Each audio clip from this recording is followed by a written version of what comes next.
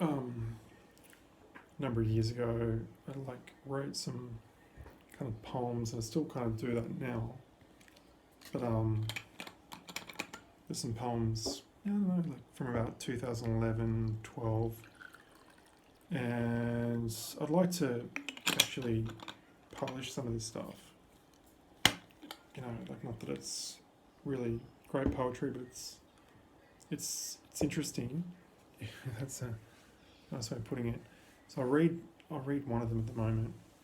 It's pretty quick. It's called Imagine Jolts. Electricity charged jolts. The precision was exact. Pinpoint the spot and charge. The delusion was boundless, held back by a thread. The thread was fine mesh, a loop that meandered and turned, folded in on itself, taking positions, sent through the chemistry a jolt of redirection. The framework buckled, the connection lost. Some come back, some not. This time, soften. Project through the cave, a set of images. My eyes are closed. I can still see, imagine. And there was a lot of kind of stuff about more like mental states. So and like dreams, some dreams that were like schizophrenic kind of dreams of like machines in the sky and just really bizarre things. So that one was like based on this dream I had where there was this sort of like film in the sky, and it was like a conveyor belt, and every time the conveyor belt moved there was a shot of like electricity, like a lightning strike. And whenever this happened, I'd feel a pain in my head. And so it was like the dream was, sort of corresponding to, certain kinds of feelings I was having. And it was a very bizarre dream, and there was sort of like, in this kind of environment, this sort of sky environment, this sort of sky machine, there was kind of like nerves, like nerve endings, or neurons, whatever, in sort of in the sky. So there was a very, very thing about the sky, and so I guess that poem doesn't really open it up as much as what I've just said now, but it kind of like adds another element to that poem. And this is another poem, if you want to call it that, from 2012. And I used to have really strange ideas. I mean, anyway, nothing new about that, but I used to think that everything could communicate. Not that I was hearing anything, I wasn't hearing voices or anything like that, but I was just convinced that everything had something to say. So I made this poem based on that in a way. It's called A Part of It. The buildings would communicate, the birds gave a warning. Everything spoke. Of what exactly? Which speaketh us when nothing spoke no more?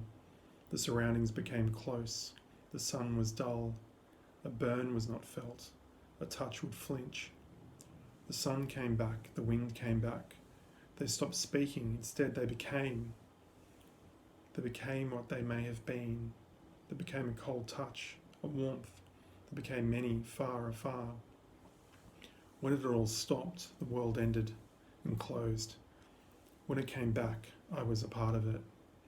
So with that one, I was thinking back to when, maybe in the 90s, when I was thinking about like everything communicating, and then I thought, when I started getting medication, this is like, because long story, but in 2011, 2012, I started to recover from an episode from like medications not working and so on.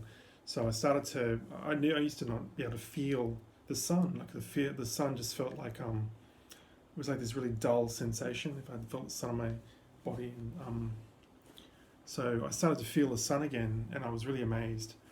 And also, I thought when I used to get touched, sometimes I would flinch because I didn't know what it actually was. And so after a while, I started to actually feel a warmth, and so it was interesting, like and I wouldn't feel things. I wouldn't feel like a burn or anything. I just didn't have any feelings in my the messages weren't getting to my brain or whatever. So when those things started happening again, and I got a new set of medication that worked. I was really surprised. So I wrote this. Actually, say at the end of it, I said, I was a part of it. It wasn't just something that had fallen out of out of the world and was not a part of the world anymore. So yeah. So I mean, anyway, that's just the story behind it. So it's pretty deep and meaningful. But it's interesting too, seeing how things change and. And maybe the pharmaceutical companies aren't that evil after all. So to kind of finish on the whole poetry thing, it's like I guess I just used it when I was recovering.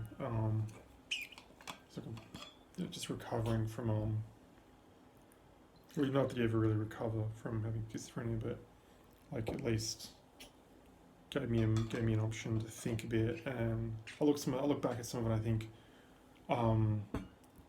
was when I read poetry myself. I like to some interesting language,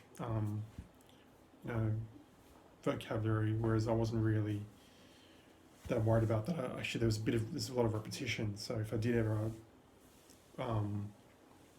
publish this stuff, like it's not entirely repetitive, but it's a bit repetitive anyway. But that's just stuff that was going through my head at the time.